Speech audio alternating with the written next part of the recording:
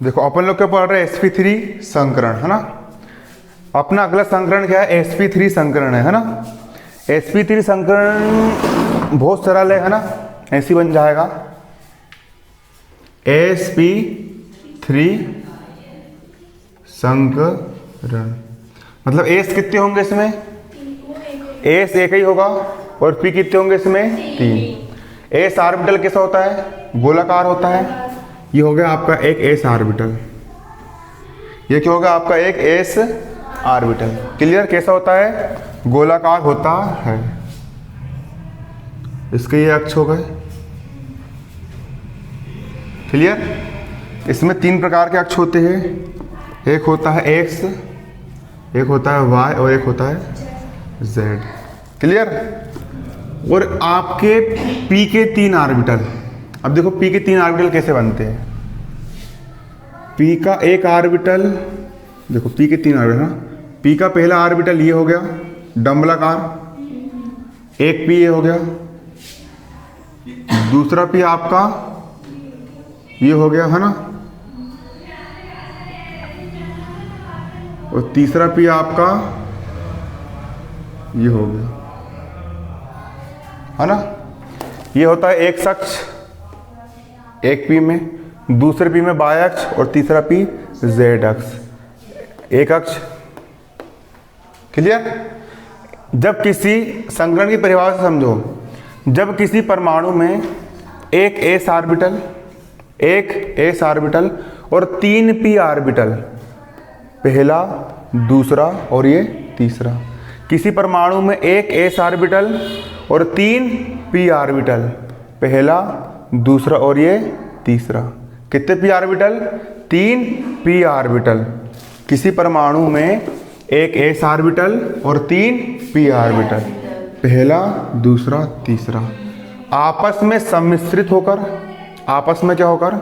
आपस में सम्मिश्रित होकर, आपस में आकर के सम्मिश्रित होकर मिल गए, आपस में सम्मिश्रित होकर ऊर्जा का पुनर्वितरण करके चार नए संकरित ऑर्बिटल बनाते हैं। देखो टोटल एक ऑर्बिटल ये हो गया और तीन जी हो गए, तीन और एक कितने हो गए? चार। कितने नए संकरित ऑर्बिटल बनाते हैं? चार संकरित ऑर्बिटल बनाते हैं। तो इस घटना को अपन क्या कहते हैं? sp3 संकरण कहते हैं। ये घटना क्या कहलाती है अपनी? sp3 संकरण कहलाती है। एक एस ऑर्बिटल और तीन पी ऑर्बिटल आपस में मिल करके सम्मिश्रित होकर के ऊर्जा का पुनर्वितरण कर चार नए संकरित ऑर्बिटलों का निर्माण करते हैं। तो उस घटना को अपन क्या कहते हैं? sp3 संकरित संकरण कहते हैं। अब देखिए आपस में सम्मिश्रित हुए, देखो कैसा बनता है फिर। अब चार ऑर्बिटल कैसे बनते हैं उसको आप समझ लो, है ना। सबसे पहले देखो यहाँ पर एक पंखुड़ी ये बनी, क्लियर? ये बनी, उसके बाद फिर अगली ये बनती है, इसके बाद अगली पंखुड़ी आपकी ये बनी और चौथी भी आपकी ये बनी। ये बड़ी वाली पंखुड़ी का एक यहाँ पर ये हो गया, इसके सामने का एक ये, इसके सामने का एक ये और इसके पीछे का भाग ये, है ना। ये बन गया आपका sp3 संकरण की आकृति। किसकी आकृति बन गई? sp3 संकरण की आकृति। ये बन गई sp3 संकरण की आकृति। इसको इससे मिला दो, इसको इससे, इसको इससे, इसको इससे मिला देना है, बन गई sp3 संकरण की आकृति। और sp3 संकरण में बंद कोण का मान कितना होता है? 109 डिग्री 28 मिनट। कितना होता है बंद कोण? दो बंदों के बीच का कोण कितना होता है? 128 डिग्री, सॉरी हाँ 109 डिग्री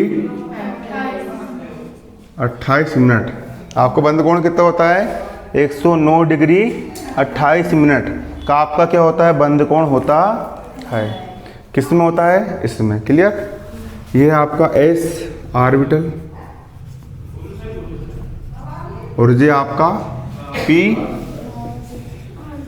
ऑर्बिटल और ये क्या हुआ आपका?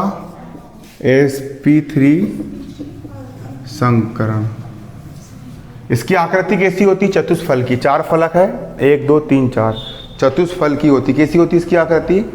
चतुष्फल की आकृति होती है। और प्रतिकर्षण बल भी इसमें काम करता है। बना लो चित्र इसका।